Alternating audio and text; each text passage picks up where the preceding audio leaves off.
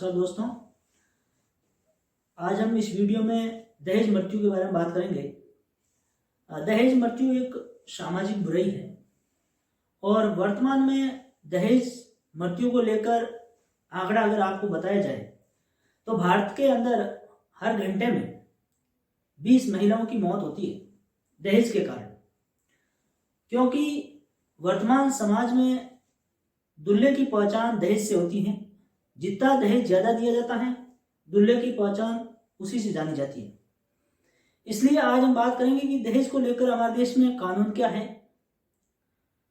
मैं आपको बता देता हूं कि भारतीय दंड संहिता के अंदर 1986 में एक संशोधन किया गया और जिसके द्वारा भारतीय दंड संहिता के अंदर धारा 304 जोड़ा गया और दहेज प्रतिषेध अधिनियम 1961 में बनाया गया था। उसके बाद भी दहेज रुकने का नाम नहीं ले रहा था, उसमें भी संशोधन किया गया और भारतीय साक्ष्य अधिनियम 1872 के अंदर भी संशोधन करके 1986 में एक धारा जोड़ी गई थी 113 यानी आज वर्तमान में दहेज को लेकर अगर हम बात करें तो आईपीसी की धारा 499A 304 और भारतीय साक्ष्य अधिनियम की धारा 113 और दहेज प्रतिषेध अधिनियम 1961।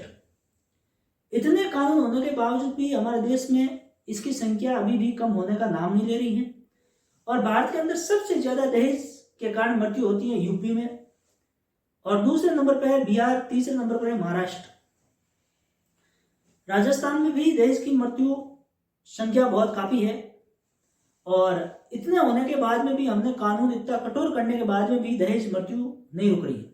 सबसे पहले मैं आपको बता दूं दहेज मृत्यु कहते किसे, यानी किसी भी नवविवाहित दुल्हन जिसकी शादी को 7 साल यानी शादी की तारीख से 7 साल का टाइम होना चाहिए और उस नवविवाहित दुल्हन को उसके पति या पति के रिश्तेदार जिसमें सास ससुर देवर जो भी आए उनके द्वारा उसको क्रूरता या प्रताड़ना की जाती है, तंग किया जाता है।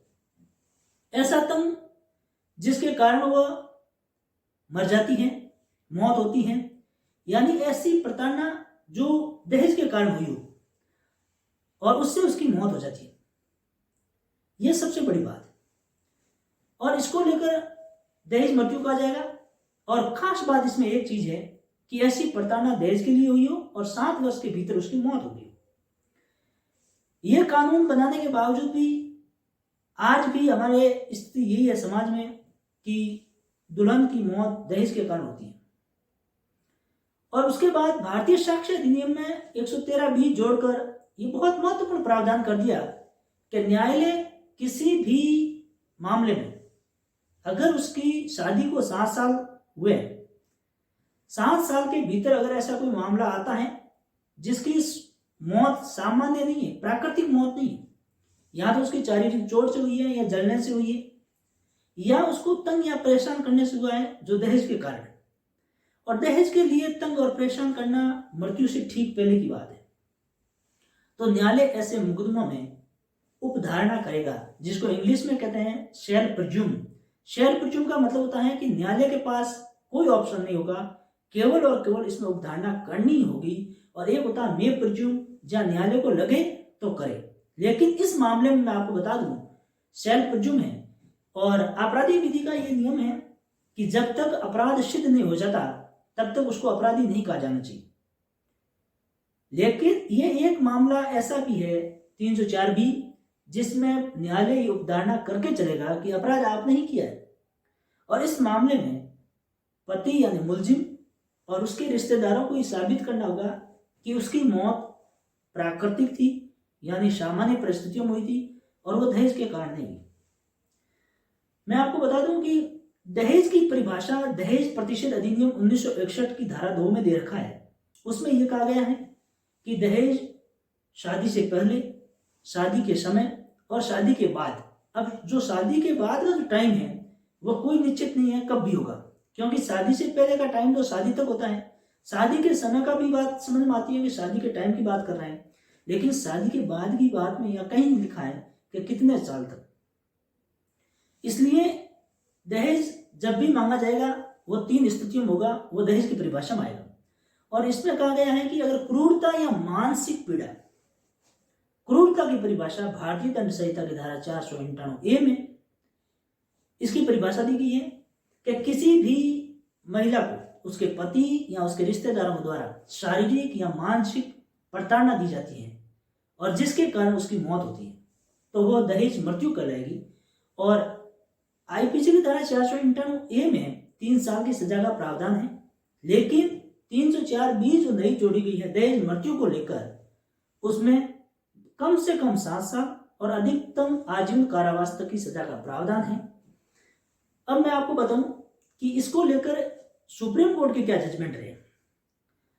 कश्मीरी कौर बनाम बिहार राज्य का एक केस था, जिस केस में सुप्रीम कोर्ट ने कहा कि दहेज से मौत होती है तो उसके लिए एक आवश्यक तत्व बताए हैं कि यह निर्देश होने चाहिए।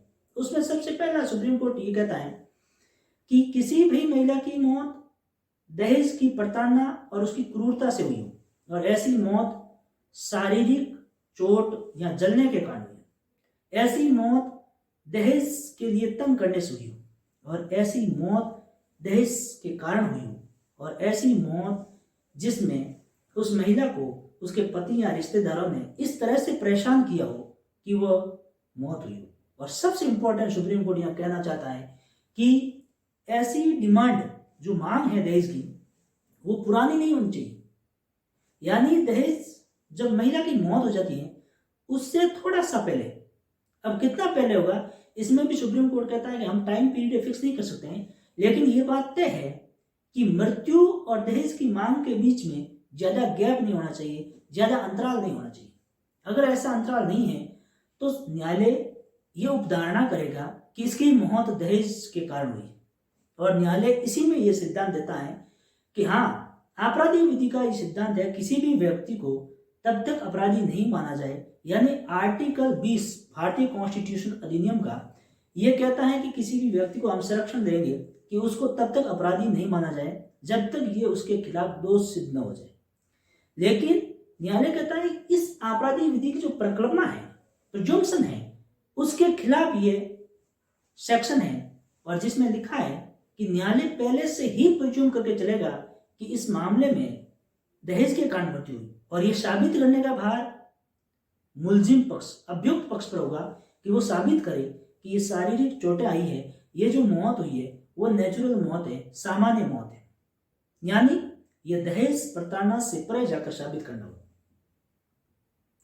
उसके बाद सुप्रीम कोर्ट ने कमलेश पंजारिया बनाम बिहार राज्य के केस में एक महत्वपूर्ण बात कही और कोर्ट ने कहा कि विवाह तो स्वर्ग में हो जाता है, ऐसी हमारी यहाँ की कहावत है, और एक नवविवाहित दुल्हन अपना पियर छोड़कर और सब यादें त्याग कर, और कोर्ट ने यह भी कहा वो उपनाम भी छोड़ देती है, अपना जाति भी छोड़ देती है, सब चीजें छोड़कर एक ससुराल आती है अपने पति के पास कि हम एक प्यार भरी जिंदगी को शुरुआत करेंगे, और यहाँ लाने के बाद वे लोग इसको नरक बना देते हैं। इसलिए ऐसी मौतें हमारे देश में आतंकवाद से कम नहीं है। यानी एक ये आतंकवाद है क्योंकि दहेज मृत्यु एक लगातार चलने वाला अपराध है जिस तरह से आतंकवाद है। यानी न्यायालय यहाँ पर एक हमारे यहाँ अंधी दहेज मृत्यु की परिकल्पना की और कोर्ट ने कहा ऐसी डिमांड को रोकना जरूरी है क्योंकि हमारे समाज के अंदर एक आतंकवादी जहर के रूप में दहेज प्रथा का प्रचलन है, इसको रोकना बहुत जरूरी होगा। ये मैंने आपको दहेज प्रथा के बारे में बहुत विस्तार से बताए हैं और मैं आपसे रिक्वेस्ट करूंगा कि मेरे YouTube चैनल को लाइक एंड कमेंट करें और सब्सक्राइब करें।